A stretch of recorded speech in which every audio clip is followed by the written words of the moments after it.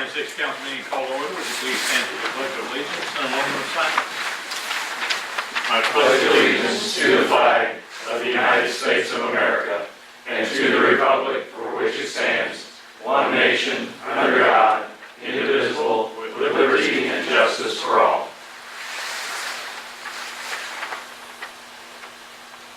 Thank you.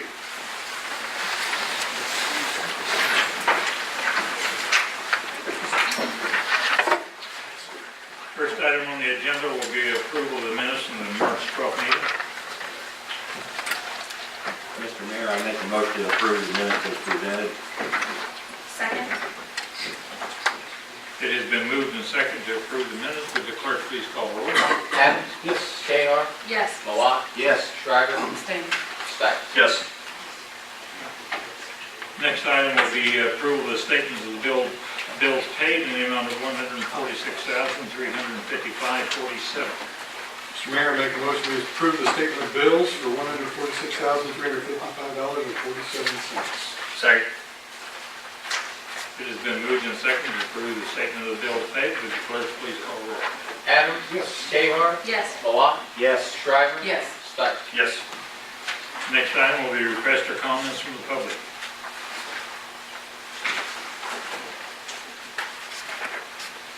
State your name and address, and you have 3 minutes.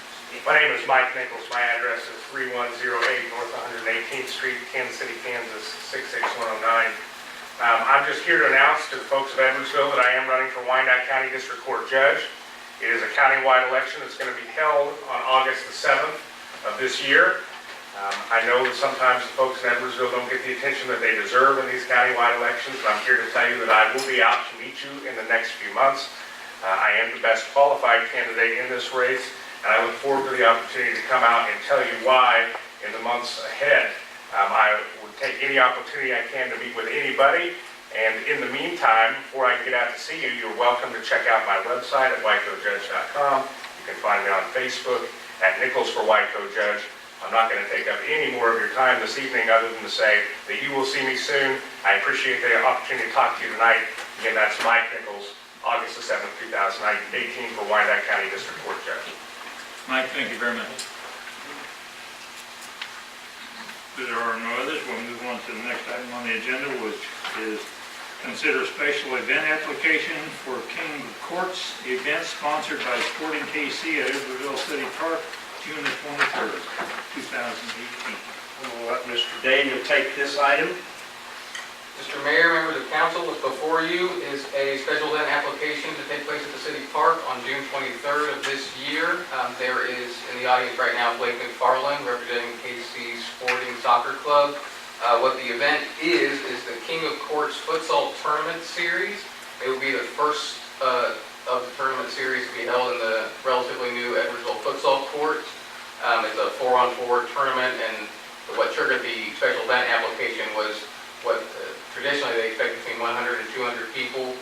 It's a block party with music, games, that kind of thing. If you got more questions as to the makeup of the tournament, what actually goes on, I direct those to Mr. McFarland. But essentially, the tournament is set for the park, and with the considerable attendance that we hope that will be there, what city staff is planning on doing is having some presence there to drive up some awareness and possibly some sign up for our fall soccer program. And because of that opportunity, what we're recommending for the council is to waive the daily fee. With that, I'll turn it over to questions. There's an application fee and a daily fee. Yes, sir. The application fee is that $50 required fee, which has already been But paid. the $25 daily fee is to be asked to be waived, is that correct? Yes, sir. Mr. Mayor, I make a motion that we accept the special event application for Sporting KC King of the Courts and waive the $25 daily fee. Second. Been moved and seconded to approve the application for a special event for King of the Courts event sponsored by Sporting KC at Edwardsville City Park, June 23rd, 2018. Would the clerk please call roll? I have a question here. Oh, go ahead. So, with it being a block party, like what you're saying, with the events and large crowd, what are we doing? How is security provided? Are they providing it? Are they paying for it? Or is it going to be on our resources.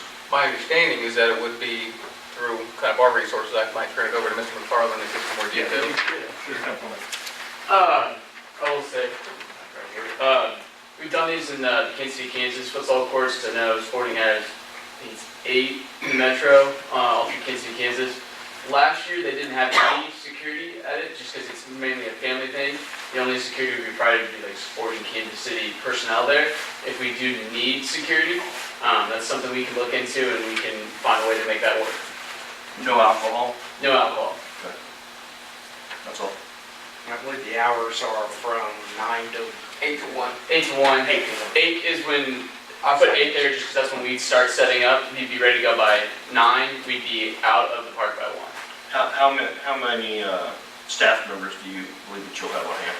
We have our 2 full-time staff in the fan development department, as well as our 6 summer interns. And then in addition to that, we probably have about 4 to 5 of our operations team there to help staff it and make sure everything runs smoothly. Well, I'm in full support of it. I'm glad that we are going to get some use out of the soccer fields and start bringing some events down there. So thank you for that. You know, really appreciate that. I'm really excited. It's going to work out really well for both of us, and hopefully on June 24th, when you guys wake up on that Sunday morning, you're very happy with the event. Thanks. Thank you very much. Okay, we have to follow over. Adam? Yes. Kate-Mar? Yes. Malat? Yes. Shriver? Yes. Steiger? Yes. you. I was going to go ahead. Go ahead. Never mind. Okay, next item on the agenda is consider ordinance number 994, adopting amendments to the comprehensive plan for the city of Edwardsville. Good evening, Mr. Mayor, members of the council, Dave Knopfick, city planner. I'm going to provide a brief overview and background of this item and then talk about the 2 items that are part of the recommendation, just so you have background information on that. The city of Edwardsville, as our other communities in Kansas who have adopted a comprehensive plan, are required by state statute to do an annual review of that comprehensive plan. The Planning Commission conducts that annual review for you, and as part of that process, they conduct a public hearing in order to consider any public comments regarding parts of the comprehensive plan that may require changes or further looking at, so on and so forth. So when we work with the Planning Commission, we generally review the cases for the past year, the activities over the past year, to see if there's anything that's triggering the requirement for updates or amendments to the actual plan itself. Some of those triggers can be demographic changes. We have a spurt in growth that changes the way we look at the community, or development changes that have occurred over that year, and some of the decision-making that's gone on planning cases. For the formality of this process, and the consideration of state statutes in that review process, the Planning Commission held its public hearing on February 21st of 2018. In that public hearing, no one spoke to the issue. Staff did raise that through its review of things that 2 items should be incorporated or amended and be incorporated to the comprehensive plan. Those 2 items were the K32 Tri-City Multimodal Redevelopment Plan, and the second one was the Village South Placemaking Guidelines. Those 2 slides I'm going to show very briefly are kind of summaries of those documents. You should have received a link to those documents. They're pretty lengthy, so incorporating them into your packets would have been pretty long. But the first one, the K32 Tri-City Multimodal Redevelopment Plan, was a project, if you'll remember, that was funded under the project, or Sustainable Places program that Mark conducts. It had Bonner Springs, Edwardsville, and the unified government as part of that process. So it looked at the entire corridor, K32 corridor from downtown Bonner Springs to I-70 and KCK. It involved the planning process that was prescribed in the scope of work, so there were meetings with all 3 communities as part of that process. It includes a variety of specific action steps regarding land use, transportation, placemaking, pedestrian and bicycle connectivity, and the mixture of uses along the K32 corridor. Most importantly, though, this really set the stage, I'm going to the bottom bullet point quickly, set the stage for the recent fork and cost study that was conducted here. That study is not incorporated in this. It was a separate piece of work that just culminated recently, so it was not part of this consideration at this point in time. This plan document was accepted by the Planning Commission in August of 2016. The City Council accepted it in September of 2016, and the final draft was actually published in December of 2016. Because of that publication timeline, it didn't meet our review for 2017, so that's why it's in the 2018 review. We usually try to do these reviews in January, and therefore they got produced. We already had publications out at the meeting, so on and so forth, so we couldn't consider it as part of that review. And like I said, it is a foundation for the fourth and cost study, which you all have seen recently. There was a presentation done here by the consultant team a few weeks ago. The second item is the Village South placemaking guidelines. This is a little bit different in that it addresses the development area encompassed primarily by 112th Street, 102nd Street, and then north of Riverview. The map in the corner kind of outlines it in the green area. The current Village South development is shaded in blue area. I'll just kind of point it out to you. It's this area right in here. So this is 110th Street. This is Riverview Avenue.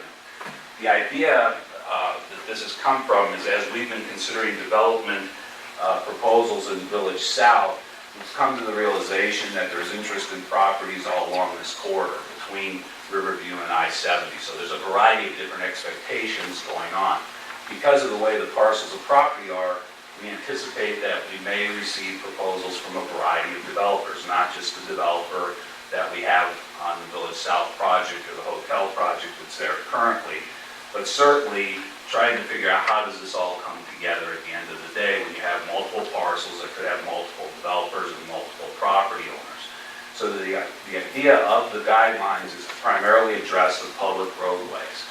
At this point in time, it talks about potential roadway locations. So the red line, if you'll note on here, is basically an alignment for Village South Parkway from 112th Street to 102nd Street.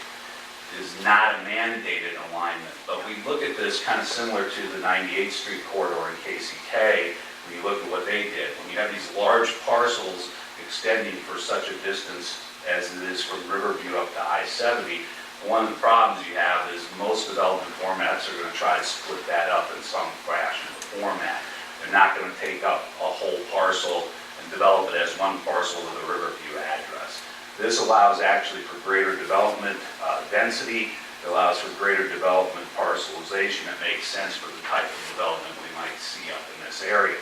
So we've kind of used that as a guideline to say we need that secondary road somewhere in here. The idea was this was just a rough alignment based on moving around water features and things like that. But what it does is it puts the developers that are looking at this area on notice that we're going to be looking to make a connection somewhere through here, a public connection. So that's important as roadway location. The yellow lines simply represent what would be the extended alignments, in this case, of 104th Street, 106th Street, 108th Street. Part of that has to do with the addressing system, so we have an idea of where the addresses might break. But another part of that is we will need north and south movement of traffic coming off those roads. If we just simply have long east-west movements and all of the traffic dumps into one of those two roads, you don't have a really good circulation system. So be aware that that's an alignment that aligns with basically the street grid to the south, but it can be flexible too, depending on what's needed.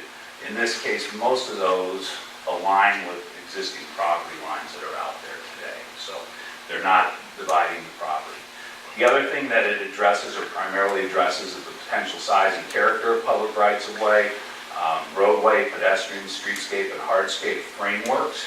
It does not characterize or provide for a specific style or character for those things, but it does talk to the need for addressing them. So there are some things like the sidewalk minimum width, which is a requirement that we have already in our design standards in the public realm. But the idea is that we're starting to put this framework together. And much of this has been spurred because of various conversations about how do we make Village South a place? How does this become more than just simply a development or a series of developments that are on a public roadway? So while we refrain from prescribing specific styles of character, we want to coordinate between public areas and private development. So it's important to understand what the private development character is that's being promoted, and also how does that mesh with the public areas. So when somebody enters this area, they know they are in Village South in Edwardsville, that they're not somewhere else or just another commercial commercial development somewhere in the metropolitan area. Placemaking has been an ongoing discussion for the Village South Development Plan. The development plan, as many of you know, has gone through a couple iterations since 2015 when it kind of first started surfacing. I started looking at the public record on this. But over the last 2 years, since 2016, various things have been brought up regarding placemaking. You may remember that in some versions there was talk about a signature piece as part of the conditions, which included potentially a clock tower, other pieces of elements. There was concern about how is Edwardsville portrayed, even on some of the signage and the buildings, things like that. So that has been an ongoing discussion. We continue to work with the developer on that. Ultimately, the Planning Commission had discussion about these guidelines from July through November of 2017. In November of 2017, the Planning Commission did pass a resolution that simply said that the staff and the Planning Commission would be utilizing these as guidance systems, if you will, when we had development proposals. It was not formally adopted into the comprehensive plan or anything like that, but just simply put everybody on notice that these were the things that we were going to be using. And again, this is primarily within the public right-of-ways. Ultimately, then, this was part of the public hearing on the annual comprehensive plan review in February of 2018, so a couple of months ago. Publicly, I will just admit it's before you tonight instead of a few weeks ago because, quite frankly, in February, I forgot to put the resolution into the packet, so we had to go to the March meeting to have the resolution cleaned up. So I did make an error, one of many in my life. But anyway, just wanted to let you know that's why that's before you tonight. So these two items are being recommended for incorporation into the comp plan by reference, which means we're not going to sit there and amend the plan and formally give them pages or anything else. It simply just says, by reference, these are documents we'll be using as we review development plans. So with that, I will stand ready for any questions. In this 1994, is both of these that you're talking about, or is the one of them 994, the other No. 995? They're both in the same. Okay. They're both in the same ordinance proposal. Okay. And just so people know, because I have been telling people, and this is by state law, the comprehensive plan is not law. Okay? The comprehensive plan is a guideline in Kansas. So understand that. So what happens is that the Planning Commission passes resolutions regarding the comprehensive plan amendments, but by Kansas state statute, the city uses the ordinance mechanism to pass this. Okay? So that's why you don't have a resolution before you. Counties use resolution in the amendment process. We use ordinances as a city. But it is not law like the zoning ordinance is a law. I had a couple of questions. First would be, I remember hearing on Facebook and some other places announcements about the K32 multimodal public hearing. Was there ever any public hearing about the Village South Place meeting? Yeah, the public hearing would have been as part of the annual comprehensive plan review in February. There was not a public hearing in the July through November sessions, but that was certainly advertised as part of the Planning Commission packets and advertisements during those times. So the only month they did not have discussions was September, I believe. I think they went July, August, then October, November with their discussion. I think September we did not have it on our agenda. But each of those packets are advertised. They're just not public hearings at that point because they were working sessions where we were having discussions with the Planning Commission about, basically I would be throwing concepts at them and getting reaction back from the Planning Commission to see what was acceptable to them. And then the thing did not really come together for any kind of formal adoption here until this annual review of the comp plan. Would it seem more beneficial to look at the two plans separately for adoption into the comprehensive plan? It certainly could be done that way. I'm not going to say it isn't. It's just that what we usually try to do is the one annual process. You know, could you do it in multiple events? Yes. The state law does allow actually, we could do a number of things that way. For instance, the fourth and cost study that's been recently approved by you all is accepted. We could run that on a separate process, do an amendment process and bring it through. But if we have a number of those things during a full year, one of the problems becomes is you're going to see that item over and over and over depending on how many there are. So it's a logistical item. It's not that it can't be done, it's just sometimes it fizzies up process for you. And granted, I'm the newest one up here, so I haven't been through these as many times before, but they seem like two huge additions to the comprehensive plan, and I only got the link sent to me this Yeah. morning. And so I personally don't feel like we've had enough time to really consider all the ramifications. And I know it's just Yeah. guidelines, but it seems really substantial. And I know some of the homeowners weren't privy to the information beforehand. Right. And so I'd personally like to talk to some of the neighbors up there and get opinions and have time to look over it a little bit more personally. And you certainly have that as an option as a council tonight. You certainly can table this and take your action at a later date.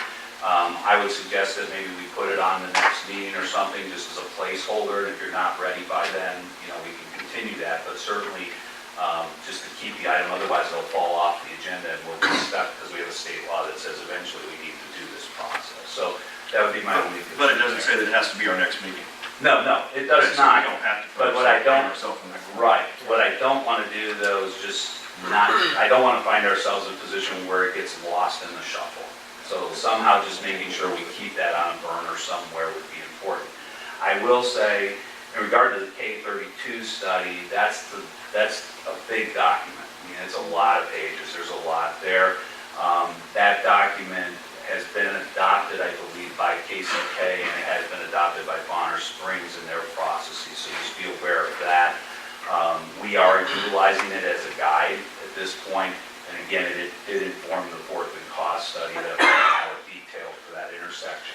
In regard to these guidelines here, it's only an 8-page document, so it's not quite as comprehensive, and what you will find, like I said, is it's organized around the right-of-ways. So that's going to be stuff that's in our public realm, and it will only apply if there's development. So this would not require a current homeowner to dedicate right-of-way or do right-of-way improvements or anything like this. This is merely a future document for development proposals that may come in. What about separating out the K32 and the placement? We could do it. You could do it. We just have to adjust the ordinance. You have to draft the ordinance. Well, if the only questions are about the placemaking component, then we could go ahead and pass the K32 and get it out of the way. Yeah. I mean, you just have to do it as a separate ordinance at a separate time, essentially. You Okay. change this ordinance draft. That's the question, I think. Is it the question You may want- that it's different? So, right now we have a section, so the recommendation from the planning commission is the approval of these amendments. Okay. Right. So, both of them, that's the Okay. recommendation. Our ordinance in the section 1 says that the city of there's actually a typo in it, that the city of Edwardsville hereby amends the Edwardsville plan. And it should say to incorporate the K32 Tri-City Multimodal Redevelopment Plan and the Village South Placemaking Guidelines by reference. I think, and I'll let the city attorney address, we could strike the Village South plan, but you would be amending the recommendation of the planning commission. Correct.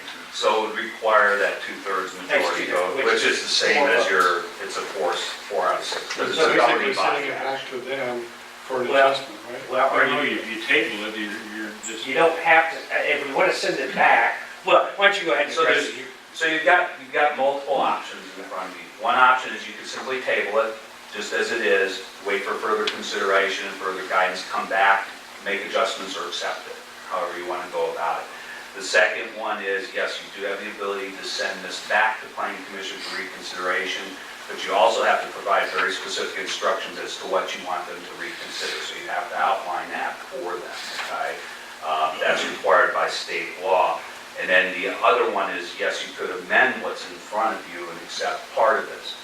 Now, the options, if you table and you agree to that, so be it, it's tabled, you move forward. That would be a simple majority vote. Again, this is a governing body action, so it's 4 out of 6 would be the simple majority. The other two require the 2/3 majority, which in this case, because you have 6, is still 4-6. Okay, so it's still the same voting. The simple majority and the 2/3 majority are the same number. It's 4 out of the 6 of you, because the mayor has to vote on these items. Right, so tabling it now doesn't preclude us from being able at a future date sending it back to planning No. with recommendations, right? No. To me, it does not preclude you from doing that at all, so you could go ahead and do that if you so desire. Now, understand, the K-32 study has been accepted by you already, okay? So it's already being utilized. And the design guidelines are also being utilized under the Planning Commission's auspices with that resolution that they passed. So they're there and they're being used. Really what we're doing is delaying the housekeeping of whether you want to amend the comp plan to incorporate those by reference or not. So there are items that we didn't vote on that are currently being, I'm gonna say enforced or used, that we didn't approve? Enforce would not be correct. Right. Because they're not law. They are simply, at this point, they would be statements that tell any applicant who would walk in the door, these are considerations that you need to be thinking about as we are developing. And that's decided by a planning commission and it doesn't come before us? Does not have to come before you. Does it have to? Because Or you all get we this- just elected not to? Right. It does not have to come to you, okay? But because it is not part of the comprehensive plan or anything like that, you still can tell the planning commission on any recommendation, you have this on any case, that if you disagree with their conditions or you disagree with their recommendation, you have that authority. So whatever they're using as their guidance, you still retain all the authority to say, I don't believe we should be enforcing that or enacting that or utilizing that. So on a case-by-case basis, you have that authority. So would it be within our authority to say, we would prefer the planning commission not make recommendations to a developer until it's part of the comprehensive plan? So then it would have been approved. I don't think it would make a difference, because what I will tell you is, and this goes on with every development application that has a development plan, there's a negotiation period that occurs with development plans, and quite honestly, it's not just the planning commission's elements, staff and others are also guiding those conditions and recommendations based on what they're seeing. So when you think about this, we use the ordinance as a guide, okay? So when an applicant comes in, the first thing I do is I give them the process that's in the ordinance. I say, here's the process, here's the requirements for what you're going to provide us, so on and so forth. We then evaluate that, the staff does. The DRC might, depending on what the issue is or what's before you, which is the design review committee. In development plan situations, the design review committee is engaged in that, and then it goes to planning commission and finally to you. So at each of those stages, there may be questions and items that come up that we seek to have addressed by the applicant. And if it isn't adequate, sometimes we will then have specific conditions within those recommendations. So we may recommend approval of the development plan, but have a series of conditions that still need to be worked out, essentially. Those things are guided by what staff's seeing out in the field, technical requirements, different elements that are out there. Some of them are based on past conditions. Sometimes I'm negotiating points with the developer based on what I've seen from past decisions from this group. It may not be in an ordinance, but I can tell them and say, this was their concern on XYZ item, you can expect there's going to be a question on it, or this is how you need to address it in order to meet that question. So not everything we utilize is just prescribed in an ordinance, nor do I think we should have everything prescribed in an ordinance. It's a lengthy answer, but the process is a nebulous process in some ways. Two questions. First one is, do the roads in here comply with the complete streets? That is, yeah, we have worked to try to do that in all the situations. That's where some of the right-of-way on lane sizes and on widths of the sidewalks and things like that, we use the complete streets guide to try to do that. And the second thing is, all of these... Which is adopted by Mark, by the way, just so. Right. All of these things would be in the development agreement as well? Yeah, you would go through, that's always an interesting part because it's public improvements. So in this community, the way public improvements are done many times, short of a public project, okay, when we do, I'll use Edwardsville Drive, for instance. That was a public project where you all went through the process, you controlled the design of the project and did it. scenarios, the city does not have the budget to build Village South Parkway. So the reality of it is in these types of scenarios, just like we do with industrial development in this community, the applicants, the developers are responsible for public improvements as part of that. So they do the street improvements and things adjacent to their private development in order to serve that development, okay? So when we're talking about that, what we feel we need to provide them is some guidance as to what we expect. So for instance, I'll use the current Village Parkway because some of these came out of the first round with the preliminary plan. We came to a realization on the first round that the right-of-way provided for Village South Parkway was 92 feet plus easements on either side. And we really prefer that everything be public right-of-way, so the utilities are in a public right-of-way, not having all these extra easements that are going on. So that's why we're recommending 100 feet or 110 feet in some cases, is to do that, then you would not have utility easements.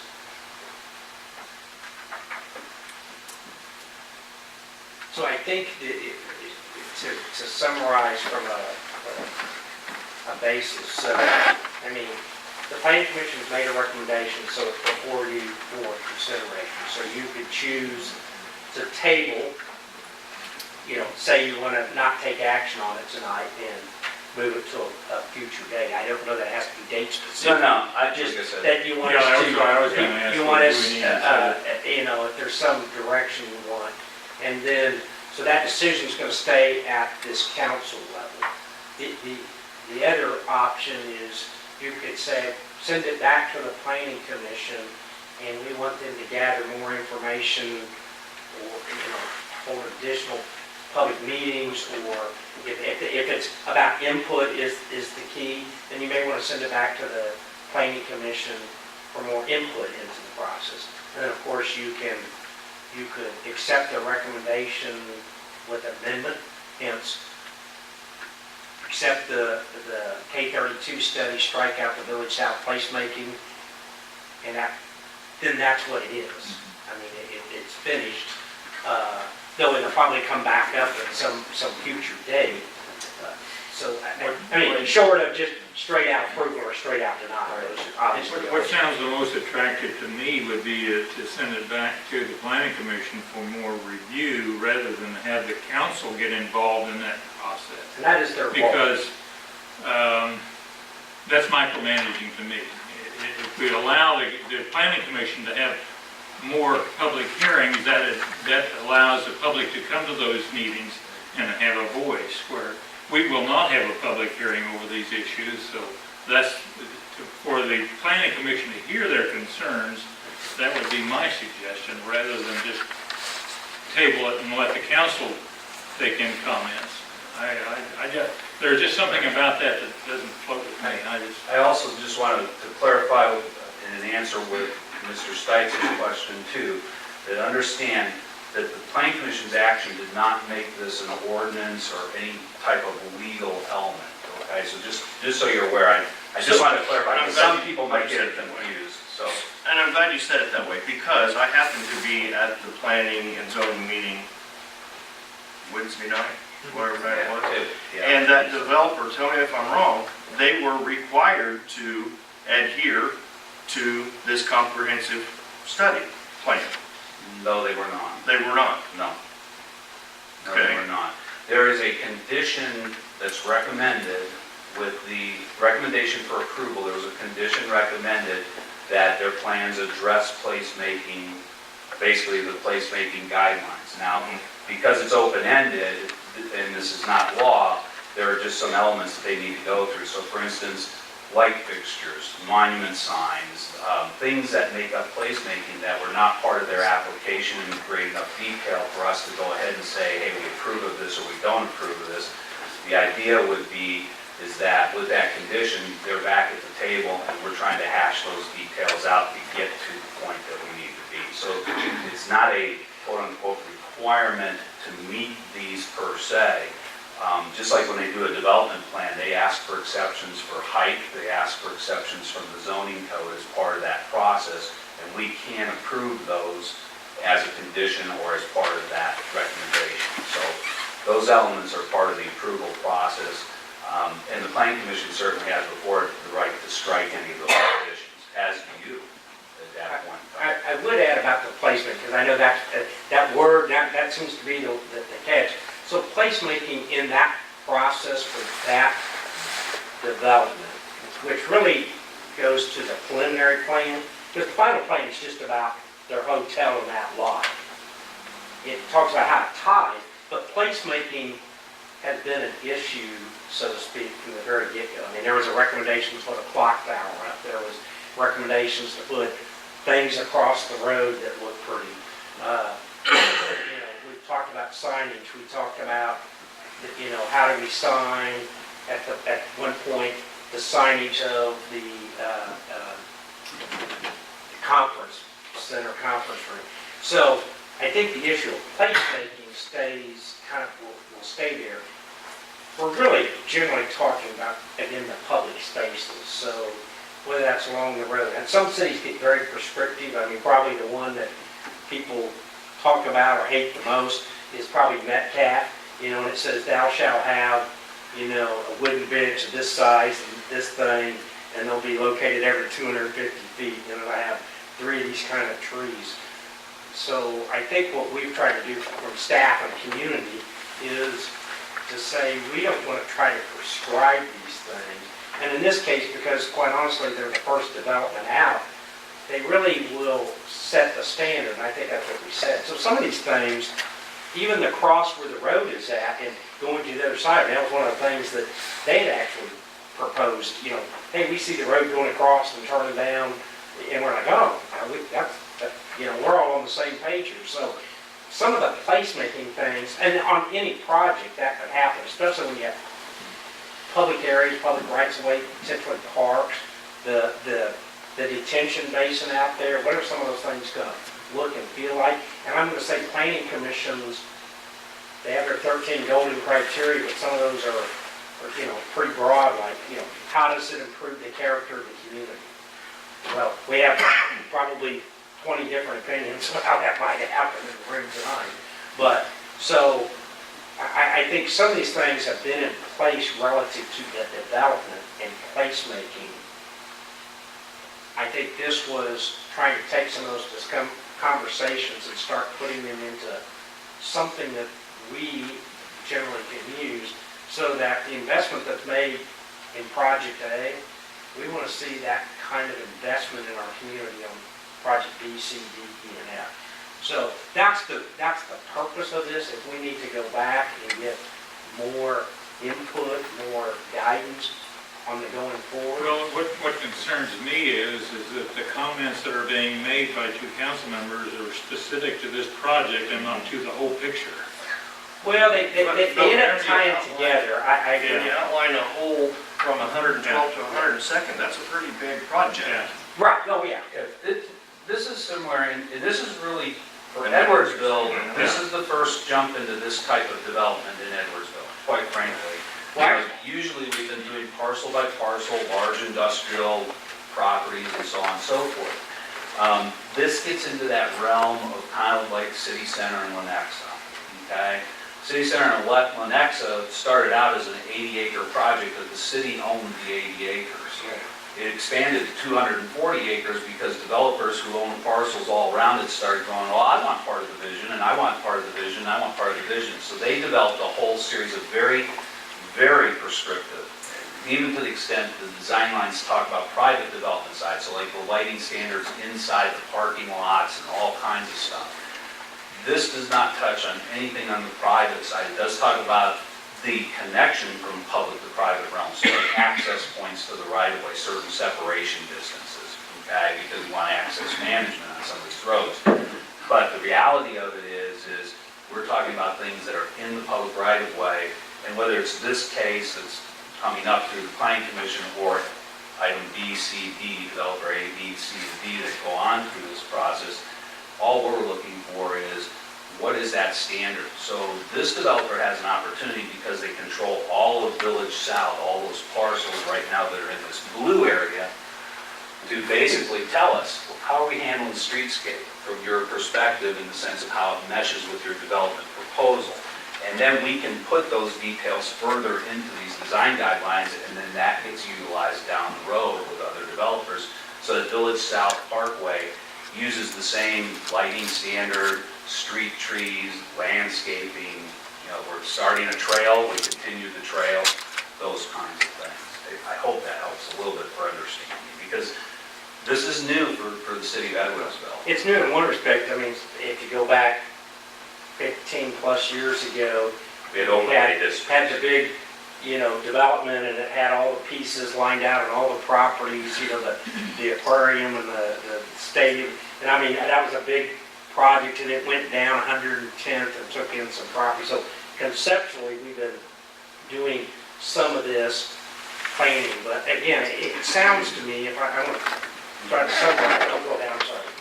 If we don't do anything tonight, it does not retard the development of Village South, right? No, Okay. that is a separate item that continues down a path or process that's, being worked. Whatever action. I would say based on the reluctance and the desire to get more information out in front of the public, that we consider something like either tabling or splitting it apart. And I just think there's a desire to make sure we do everything out in front, that the people that have properties involved with this, at least if nothing else, I would expose to it. We could, I'll throw this out there, so, and Mr. Deckers may have to help me or correct me, but I believe you could accept, your motion could be to accept the K-32 study by reference to the plan and refer the Village South placemaking back to the planning commission for further action. Yeah. But do we have to be really specific about what we are sending it back to the? Yeah, you're sending back to the planning commission. Well, that we need that. if you make specific, but if you send it back and request that they have public hearings, Right. then that alleviates That would be, this board that from would be one being of the requirements. specific about what they want. I would say Public hearings, there's no issue on the Yeah, K-32. Just Yeah, meetings. and that's why if you Right. separate them out and just send back to placemaking, I think you can do that. then they could have their public hearings and make sure that the residents in the area can attend those public hearings. Then that, I mean, And we would just that's amend fine. the ordinance to say, the ordinance would just reference the K-32 study. And then the other half of that would be, you almost need two actions, I think. Right. You'd have one, I think, sending back the placemaking for, as you say, further public input and approve the ordinance with this item. And I have another question also while we're sorting that out. So my concern upfront, because the job that I do in development, is I don't want to be, because I have been in the position as is the development side, on the development side, that I feel like we're handcuffed on how we can proceed forward with our own development and our own vision and our own thoughts. And that's my only concern, is that I want to make sure that the developer that we have now, I'd love for them to be the developer of all of this ground, because it makes it easy for us to work with a developer that we're familiar with, and a developer that is happy with this, and they go, you know what, I can work with those guys. They understand, I understand, we're all on the same page. It makes it easy. I just don't want to, I just want to make sure that we are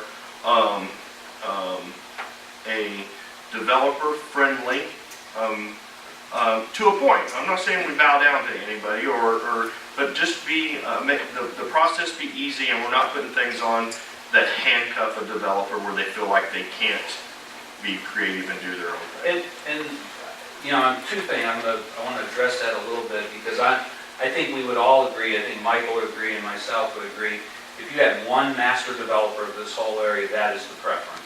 At the end of the day, we would love to do that.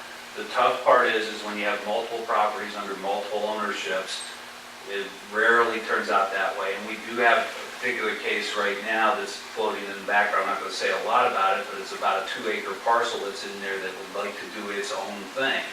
And it could really have some conflicts with what this framework is, because you really need to consider all the acres around it. You can't just take 2 acres, develop it as an individual parcel and move on to the next one. So those kind of complicating factors is what have led us kind of into this position of saying, we got to have something. And what staff wasn't really comfortable with is, quite honestly, as we were doing some of these things with those things, we're looking at it and we're telling people, here's what I think you need to do, here's what I think you need to do. And what we were searching for was at least some kind of credence in there that we could go back to the developer and say, at a minimum, this is what we're trying to get to in the public realm, you know? And how you get there, what you do. So for instance, in placemaking here, one of the things we're really looking for is, okay, give us a landscaping plan for, or a streetscape plan for Village South associated with this development. What does that look like on Village South? That's all we need. And we're not saying you have to have so many petunias or that you have a certain light standard or anything like that, but give us a plan so that we can see it, see if it's up to the quality that we think that you all would accept, so we can bring it forward. That's essentially what these things do. So I understand the concerns you have. I'm not trying to downgrade those or anything. I just want you to know that anything in our realm when we're in these development processes where we can have at least some guidance from, even the planning commission, because they're making recommendations to you as to what they're looking for, that helps us to tell the developer, here's what you can anticipate and expect. Can I ask another question? Can we table the 4th Street or the Cobb portion? Because it really sounds like the only thing there is we just haven't had it long enough to really review the document. And so there's really not even an opportunity to have a question. And then send the Village South placemaking back to the Planning Commission with the recommendation that they have 2 or whatever, specific two public meetings and send invitations to everybody with adjoining properties and that type of thing. Can we do that way? Yeah, I mean, that sounds right. And so whenever those meetings or when this gets sent back, I think that it would be, if we're talking about the master developer, or a developer that would potentially be the master developer, wasn't even notified of the public meeting on February 21st. Well, I want to be careful, okay? Well, Notice, right. I know I've talked to many of the homeowners and landowners in that area. Correct. And they were not notified. Well, notification was done according to Kansas state statute. I think courtesy would be, if we have a developer that this is going to directly affect in a large scale manner, I think that a simple email or phone call would have made sense. Yeah, just so you, and I want to be clear, and I'm not saying that we shouldn't do it or anything like that. We can go to that extraordinary measure. It's not an issue of that. I don't find it extraordinary. Well, it's extraordinary by state statute. That's all, it's not extraordinary in the sense that we can't do it. But what I want to make sure that everybody understands is we follow the state statute, the process. The reason comprehensive plans are done this way, as our zoning codes, is because a comprehensive plan influences the whole community.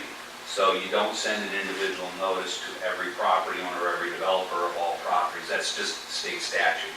It's not a matter of, whether we want to do it or not. We certainly can do that moving forward. We can apply that standard and go forward with it. It's not a problem. I just want to make sure, for the record, that everybody, including the public, understands we were following state statute. That we didn't just make it up. We didn't follow state statute. What it goes back to is what I was saying about us being a developer-friendly city. And that doesn't seem very much like a partnership when they're excluded. Like you guys have just said, the only big development that we've got going on right now, that we didn't reach out to them and let them know that there was a public meeting that directly affected their project. I'm going to, Mayor, I think it's probably just cleaner. Because the other one's not it's not K32 and 4th Street, it's the K32 corner. It's the I think maybe the cleanest thing, instead of trying to break this all no, up, I wouldn't. I think your best thing is simply remand this back to the Planning Commission with the direction of addressing the Village South placemaking guidelines by I don't know that you have to, I mean, I don't know how prescriptive, but I think what we're hearing is you want to give an opportunity for additional public input into that process. If that's, and I think we can work with Yeah, we that. can work. And then we don't have to try to rewrite the ordinance and do this and do that. So if they want to, as a planning commission, make a new motion to recommend the comprehensive plan to be updated with just that one item, then they can make a new recommendation back to the council. But I think we got so many moving parts. The clearest thing is, at least what I'm hearing, remand it back to the planning commission to obtain additional public input into the Village South placemaking document. I will make that a directive rather than go through a voting process. Well, I think you need to have, we you need still a have motion and a to- second, all right. because you have a Statutes recommendation. require- So we need a motion and a second, okay. Motion, second, and a vote. Now, I have one question. Yes. Is what's up there already following the placement guidelines? Is the street that's already there? More or less, Following that. yeah, more or less. Yeah, I mean, right now, we would have, like I There's said, some we would have lessons gone, learned we would have that gone we to 100 incorporated. feet instead of 92 or 4 feet. I mean, we found some problems trying to get utilities in and stuff like that. The rest of the street narrowed down to 80 feet, and that may be fine. We haven't really It would addressed be fine if anything. we change the placement guidelines? If we need to, yeah, I mean, But I think it could result in some changes, but at the end of the day, you have to feel comfortable with those changes, right? But So, It doesn't mean they have to go ahead and tear the road up. oh, no, no, We're No, they don't. That's what I'm- No, the stuff that's there, and that's why I kind of made the comment I did, and I know that the councilwoman caught into this, is the comment I made is there's some lessons learned that are incorporated into these guidelines from what was developed in the public rights of way and things like that. So there were some things about right of way, like Michael was saying, where we said, that was a little too narrow. We really could use 100 feet instead of 94 feet. there's some things like who maintains them. Right. You put sprinkler system, I mean, But if some of those this more gets detailed. solved by delaying this and having to go back. It has no they come impact back, on and the there wouldn't be an effect in the future, because there it is, that's what you do. We've already for the purposes of Village South Parkway, it's done. There's some outstanding items that are just outstanding that are already in the place. Right. And those two big ones is a landscaping plan and the lighting, right? We know we're gonna put light poles up. We know generally what they need to be. We just haven't gotten down to, what the barn was. Well- We were never trying to put that kind of detail in here. Now, once we have something, we may want to add to that. But again, I think our best bet is just to remand it back and get further public input on the Village South placemaking instead of trying to cut this thing into pieces. The third item, and I just want, so that it's open for everybody, the third item is also signage, because there were some proposals for signage in the medians inside of Village South Parkway, which can be problematic from a liability standpoint, things like that from a public standpoint. So I want to make sure it's not just the landscape and items that Michael mentioned, but signage was another one. I call What's that the development hardscape. signage and where does it go, Right. kind of thing. Just And we're not talking about advertising signs, so we're not talking about a sign that says Village South and here's all the listed names. We're talking about things that could be banners on poles, right? It could be entry signs like you've seen to other developments, neighborhoods, things like that. It just says Village South. It's not Hyatt House Hotel. I mean, that's not what we're talking about. We're not talking about the signage for the project. Those do get addressed in the site plan process, and that's definitely not there. Anyways. Does the developer, did they know when they put this road in that it didn't conform to the placemaking guidelines?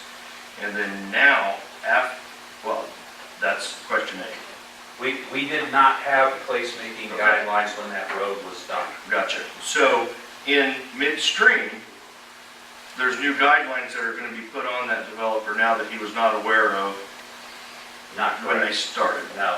No, Because he's already, I didn't say about redoing it. because he's already built the road, okay? So the road's in place, okay? The thing that has always been constant is we still need, what is their proposed streetscaping and other elements? That they still have to give that to us, okay? But because the road goes past this particular development lot, it does not impact him in that sense. It will impact development down that road, you know, in the future. Does that help clarify or answer? And the basic difference is 8 feet of right-of-way, because the street looks like it pretty well conforms with Yeah, street the guidelines streets, right now. the streets are in pretty good shape, and the sidewalks are in pretty good shape, all that stuff, but you still don't have the street lights, you still don't have the landscaping, you still don't have, so there's those pieces, and we've been trying to, in this whole process, be flexible as the development's been evolving, because it. And there may or may not be, I know you're familiar with the complete street, so there may or may not be trail. As we go down 110th, right, now that part of the Metro Green Trail system. So if you're going to follow complete those streets guidelines. there, you would want what they call a trail on one side of that, which is a 10-foot, and on the other side, you do it traditionally a standard sidewalk. When we did Kansas Avenue and all those, we designed for complete streets, we did an exception and did sidewalks on one side. So we asked for an exception with federal funding. And again, some of these things go, I mean, I hate to say, you know, if there's federal funds involved, you got to deal with certain pieces. If you're just private funds or public, you know, if it's all public funded. But again, it sounds like really the key is additional public input to this part of the process. And again, I think the place is to, let's move that to that public place. If I could move things forward with a motion, I make a motion, we remand this back to the planning commission with the recommendation that they, and you can discuss them. And with the recommendation that they have public meetings Additional public input, yeah. to get public input of all of the citizens of Edwardsville. So additional public meetings to get public input. Correct. I mean, we may do like and we did put some of the stuff out through social media, but not to the level that we did before. But I mean, we learned some lessons there too that were very valuable. So, okay. Anyways, okay. With, It's yes, a I believe procedural. so. Yeah, if you finish your motion, we need a second before we go on for any more discussion. Yeah, sorry. Is your motion complete? Yes. I will second the motion. And I'm just going to remind everybody that that requires a 4-6 vote, okay? Just if it's going to be accepted. Okay. One question on, before if I may, is this unique to Village South, or would this include K32? This is unique to Village South. So that development area, the way this is set up is the green boundary, you kind of see the green dash boundary. So this is Riverview, I-70, Right. roughly 112th Street, 102nd Street, roughly along that alignment. So it doesn't say Extended guide- 435 doesn't say right. guideline placements for any other development. No. No, because we don't have a development of this type anywhere else, even in the comprehensive plan where we've really sat down and said, boy, this is. We never have had here before. Yeah. So that's where the confusion. Yeah. Thank you. And before you vote too, could I just recommend, maybe I can, recommend that we make the developer aware of any public hearings and meetings, and then also if people actually own land in your grid, let's make sure they know about it. Some of them aren't on Facebook, some of them don't have email, so and I realize we're complying with the state legislation, but just being a good neighbor and saying, hey guys, this affects you, we want you to know that this is going on, I think would go a long way. I would go a step farther to say not just in that grid, because south of Riverview is there's roads that are going south of the grid. So, Joining property. Well, yeah, I hear what you're saying. I mean, We'll Yeah, do an we'll get it. extensive mechanism. I think it ought to be like, just like the 200-foot notification rule, you know, but. And that may be a good. That may be the guide we use. Yeah, so we can just figure that out. We'll make it extensive. We hear the concern and we'll widen that public input process. Okay, we're ready for a vote. Would the clerk please call the roll? Adams? Yes. Kabler? Yes. Malat? Yes. Shriver? Yes. Stipe? Yes. And Taggart? Yes. Thank you. Thank you, Dave. Next item, we'll consider ordinance 995, amending Appendix A, fee schedule, Article a 9.000 fee related to public ways and property regarding shelter rental fees at Edwardsville City Park. Mayor, members of the council, one more park-related item for you all to consider. It is an amendment to our park shelter rental fees. It was initially suggested by our park supervisor to look into an additional mechanism to make sure that the park shelter is kept clean after rentals. In doing that, we did a kind of a general review of some of the peer communities around us who had parks and rented it out, had a fee associated with that. In looking at that, we did discover that we seem to be a little bit on the low end as far as per hour rate for the park shelter rental, and a lot of other communities also charge a resident rate and a non-resident rate. The original fees were imposed in 2014, so that was before the futsal court, before the disc golf, before the foot golf. So we've added some considerable amenities to the park, and it makes it kind of a nice niche attraction for the region.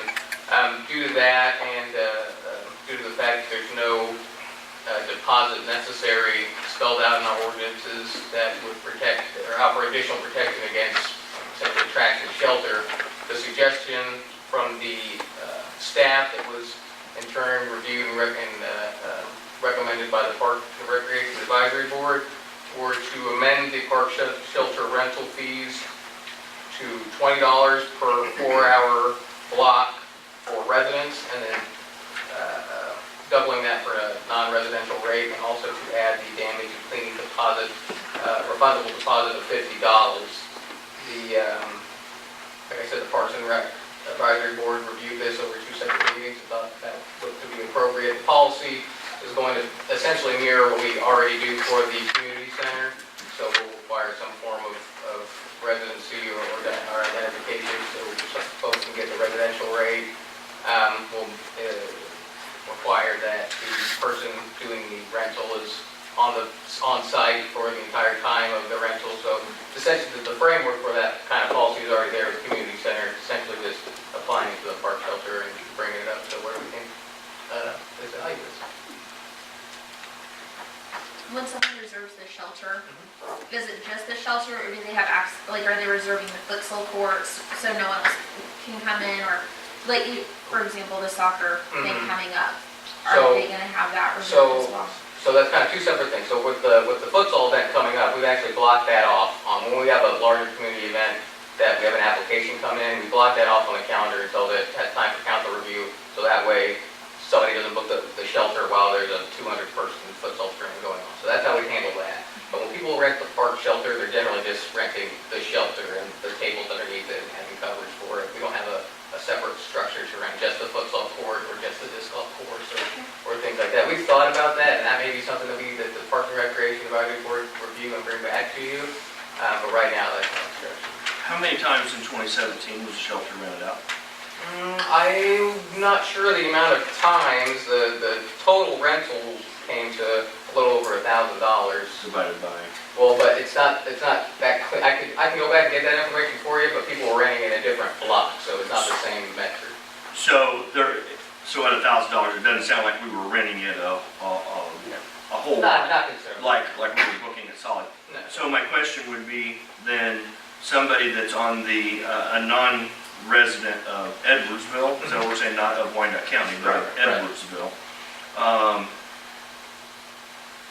Do you know how many non-resident rentals that we would have, or did you have we tracked that before? We haven't tracked it in that there's a database to go back, but in the application form they fill out their addresses and write down that information. I would assume, and I can go back and confirm this, that most of the people who are renting the park are residents of Edwardsville. And so my only thought on the raising of a non-resident being higher is it would make it more attractive to keep it at a resident rate. Maybe it's at a Wyandotte County, to get people into our city to start to use and see our facility and start taking advantage of it. That's just a thought that I had. It doesn't sound like it's enough money to shake a stick at, but that was just a thought of mine. If it would maybe bring some people that would wouldn't rent a shelter, but the price is a good price, they would, and they'd be here in our city. So, that's just all. so I'm clear, your recommendation would be to Not not have it, recommend, I just or your, discuss. yeah, point of discussion.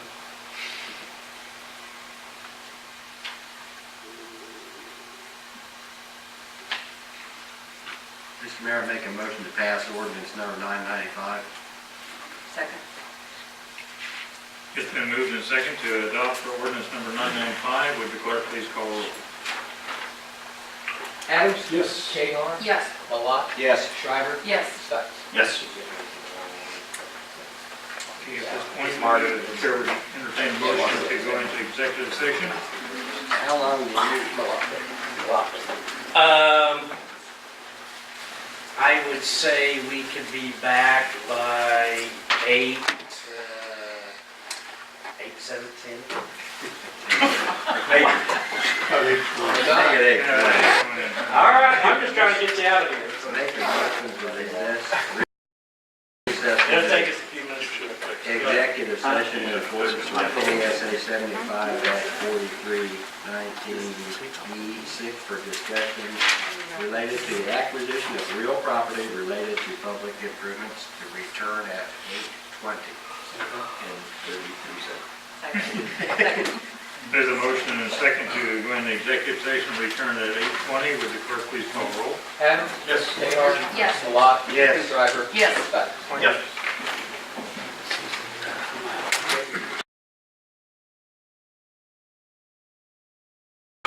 Please call roll. Adams? Kahar? Yes. Malat? Yes. Shriver? Yes. Stites? Yes. Advisory reports, Mike. There was no formal action as a result of the executive session. That too. Just two quick things from my standpoint. Number one, the chamber annual dinner is this Thursday, the 29th. I believe at 7 p.m. I think maybe have a social hour prior to that. I know several of you all have already indicated you will be able to attend, so if there's anybody else, just so we can get tables, I think right now we have 11 attending from the city. But if there's anybody else, please let us know. Probably by tomorrow, so we can tell them. So. Would you, if you think about it, would you send that out in the morning to all of us again? I will do that. Please, Saturday. thanks. We'll remind you. The second thing, for reference, and we'll come back and do some more presentation around this, but the STP, which is the Surface Transportation Program for the years 2021 and 2022, the application date was this past Friday, 4 o'clock. I think we have had some brief discussions about looking at Riverview and 110th. The initial intention was to try to get partner up with both the UG and Bonner Springs, as well as the developer of the Compass Center project, which is the industrial project for the most part. Yes, it's the same development group, but it's a different project along 110th Street there. So we went ahead and submitted the full, we asked for everything, the kitchen sink, everything else. $6 million project, asked for a little over $4 million in federal funds, and that's the way to probably go in, ask 80-20. If history's any indication, it'll be closer to 60-40 on the federal fund side, and then you have to buy right-of-way and things like that. In this particular case, with the developer, if they donate right-of-way as part of the planning process, which it looks like it would happen, then that's just dollars we don't have to spend. We don't really get to apply them, but it makes that total project price come down. So that is what we have submitted. It is a complete streets program. I will tell you at this time, it includes a traffic circle at 110th and Riverview. I know not everybody loves those, but I'm going to say one of the pluses about it, number one, we're looking at a whole lot of traffic lights in a short period of space, so it helps. They like them because from a traffic flow and traffic accident, they work better. And quite honestly, even with trucks, they often work better. I know not everybody likes them, but again, part of the application process, we get points for some of these things. So we made the application, it's there, and we won't, it's a process over now till September probably before it gets through STP and it goes through the TTPC and then through the board of directors, so we will keep you up to date, we'll do more work. We have to work with the developer on who's, you know, we didn't say, hey, he's paying this or this, so we know it's a lot more work, but we wanted to get in the hopper, because if you're not in the hopper, the answer is no. That's right. You miss 100% So of the we're in the shots hopper. you ever take. Yeah, if you never ask, the answer is no. So, those are the only two items that I have, Mayor, unless there's questions. Chief, please. I have nothing, man, thank you. And Chief Will has already failed on these. He has nothing to do. Okay. Oh, there it is. Chief Do Will, you have you anything got to any add? comments? Yes, we had our annual EMS inspection last week, passed with flying colors, and I will be out of the country next week and Tony will be in charge. Where are we at on burn bans across the state? And We are still day by day with the hydraulics. We have not had, other than this morning, substantial rain, but we're in an hour fuel area, so an hour after the rains, the fuels are subject to being dry. I mean, Leavenworth County dealt with it Thursday, Friday, Saturday, Sunday, you know, even today. You had rain this morning, thunderstorms, it's done 3/4 of an inch, and they're still burning. So it's day by day, window, and we had nobody requesting permits this morning, so, you know, we just take it day by day. did we ever look into the online burning permit? I brought that up multiple times, and Yes, sir, we are looking at that as part of the budget process, as well as whether we're going to charge for burn permits or not. no. That we are going, well, we can agree to disagree at this point in time. But we have discussed at this point in time, administratively, doing a burn permit online, that it's still, we have to work out the administrative portion of, just because you put the burn permit online, how do we go back and verify that A, the fire department's inspected, and B, that we've given the actual okay that here you go, you can burn.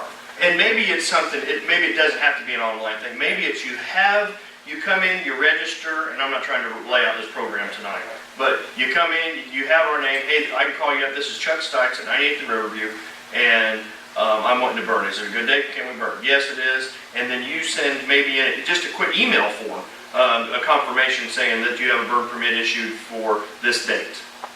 And for $100 a year, we can sit there and go for a year-long burn permit. Do it all online, print it, put it out in your mailbox, we can do it all day long. So I still have to call in and ask you.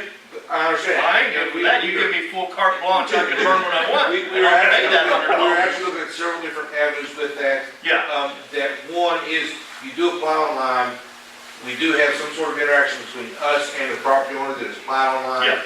And then it is subject to, you still have to call each day, but you do have some sort of permit or certificate that is issued and signed by the fire chief, that when you are permitted, you're going back out and either posted by your mailbox or someplace out by the edge of your property when you're actually doing the actual burning operation. So if myself or a police representative or somebody's driving by, they can readily see that their burn permit is out there on a property that you are legally burning for that day, and go on from there. We just have to work out some of the bugs in the system and see how that part works out, and it goes that process. Short answer, yes.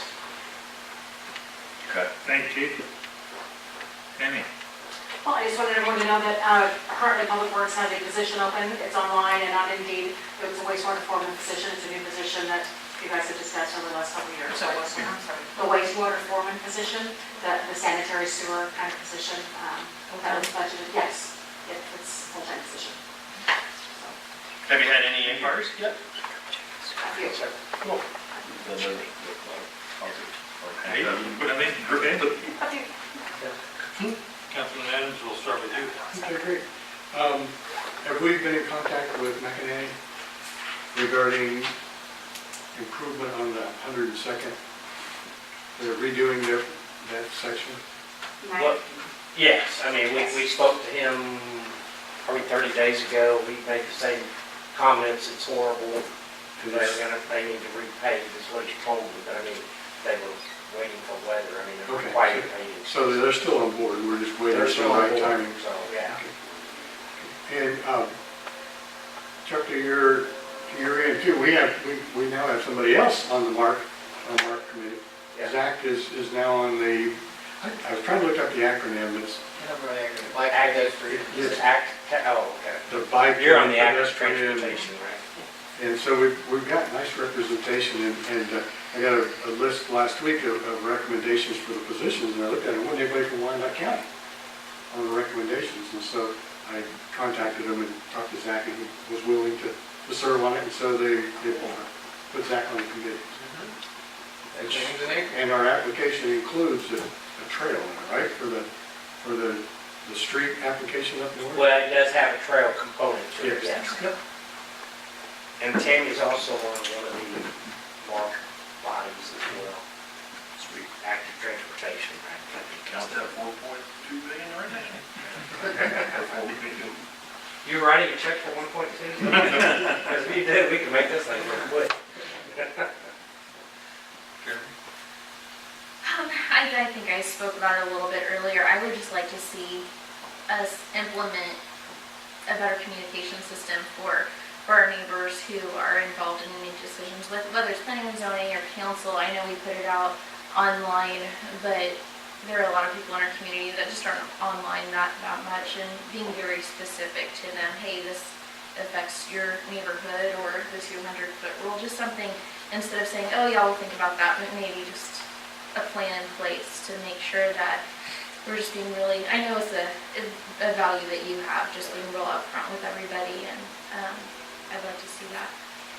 Well, you can, I know that it is, I would say it's probably, it's been not just in this community, but ever, you try to get engagements, and then you end up at meetings and nobody shows up, and well, I guess nobody cares until you pass something, and then everybody shows up. I can't believe you passed this, and that's not unique to this here. So it's a challenge. I mean, it's an ongoing challenge. Obviously, the loss of newspapers in local towns is tough, and there's not really replacements for those, other than cities are doing more and more and more social medias, online stuff.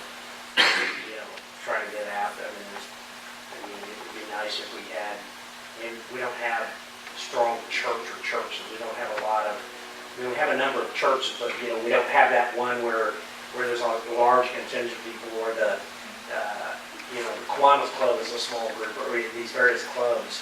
Our chamber. I think our chamber is making some great strides. Those are the kind of mechanisms we have to figure out how we can use them more and more to get. And one thing that might Even if it's be, informal. and I don't know if this is something that we've already utilized, is when we send out like the trash bills or things like that, maybe we could put a newsletter in, hey, these things are coming up, since we're already paying the postage on it. And we do that. We do that. There's some minor cost, but we have used that in a number of ways that we can do inserts. Usually around our regular scheduled events like citywide cleanup and, community. Right, I think I've seen those in there. And now we're going to 6 buildings instead of 4, gives us a couple more opportunities. Kind of to piggyback on what she's saying, I had suggested in the past, and it just kind of fell on deaf ears, some kind of an electronic sign somewhere, like Bonner Springs has up there by their fire department. When you're coming down 7 Highway and you jump off on Milton, they've got that sign that it talks parent-teacher conferences, you can burn bans and those kind of things. And if there was a place somewhere in the city, in the 4th and 32 area, there could be a sign put up, where you could flash across there, planning commission meeting, public hearing on this or that. I think it's something we ought to look at to consider. Good point, we'll look into it. Definitely an interesting way of, Amber alerts, you tie it all in with a lot of different things. Yeah. And then the other thing is I wanted to thank for all of the input on I don't even know the term you're using up there now, the placement. Oh, the placement. And so forth, because that's pretty new stuff to me, I was on the planning commission a long time ago, and we never had that term come before us. But it's interesting, and there's going to be a lot of questions, I'm sure. Changing worlds. On that, so. Thank you for the work on it.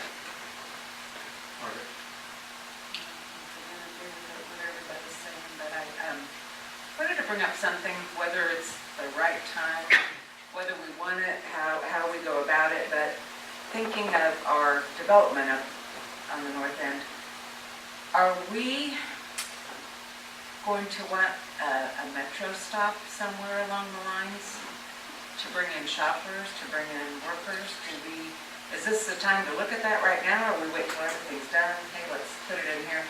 It doesn't even need to be discussed, but it hit me because there's several at Village West, you know. You see the buses stop, the metro stops. How does that happen? Well, we've had some discussion, not necessarily just directed to that, but transit. Predominantly, it's been about getting transit into the industrial area, moving the workforce. I mean, it's kind of an ongoing thing because we don't run a public transit system, and now it's all tied to KCATA. It's just something to think about. But we did say in this application, I was talking about STP earlier, so not that we're going to necessarily build a transit stop, but in the sense of a pull-out, pull-in kind of transit stop. But one of the things we noted in there would be that with enough road width, then you could have a place that buses could stop. They would still be stopping in traffic lane, but you could have that stop somewhere in that area because, again, there's a lot of moving parts, but if the project in Bonner Springs goes forward and you're building, you know, 1.7 million, 1.7 million square feet of space up there, just based on the parking plan and traffic plan, there's going to be a lot of transportation. And we know that one of the challenges from workforce development, we hear from DC all the time, is we got people living here and jobs over here. I mean, same thing in Johnson County, right? I mean, they now put in a transit route to Edwardsville. It just goes down and takes people and goes back, and it's on very scheduled time. I know Zach's attended a couple of the transit meetings, but you're absolutely right. It would be down the line. Right. I don't know when you get that started or.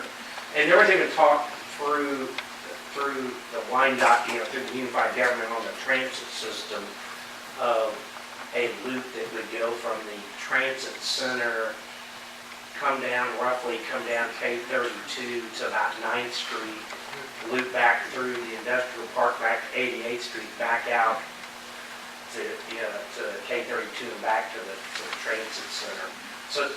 So those things are, unfortunately, they don't ever go quick, and they, you got to prove up demand and cost and buying buses and getting federal monies, but so the thought process is ongoing out there. So that put it on your placement plan too.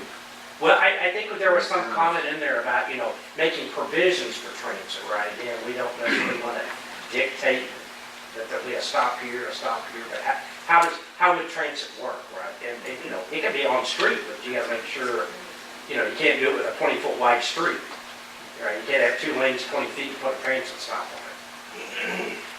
So, I think it's excellent. I think it's pretty neat that we are setting up here discussing the things that we're discussing. I mean, we're in a position, we might not all agree on everything that's going on, and I appreciate the vibrant discussion that we've been having regarding it, but man, look where we're at now and what we're talking about. Bus stops in our city, restaurants, people coming here, roundabouts, a roundabout in Edwardsville, what the heck is going on? So I think it's neat things that what we're talking about, and I'm excited about it. And I had a thought, imagine that, about the lighting in our park. Okay. I would like that we put into, or at least discuss with our developer up north, that they make a civic contribution to cover the lighting in our city park. Okay. We'll add that to our discussions as we go back through that agreement. Maybe it's not all, maybe it's some, but maybe we can get all of it. Right. I'd like to see us try to get that, to cover that. And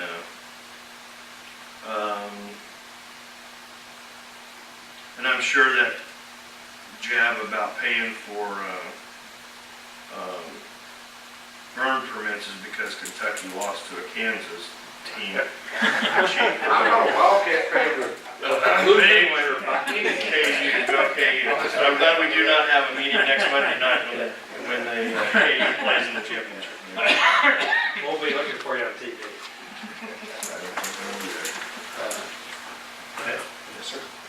I have nothing further to add. We are adjourned. My friend.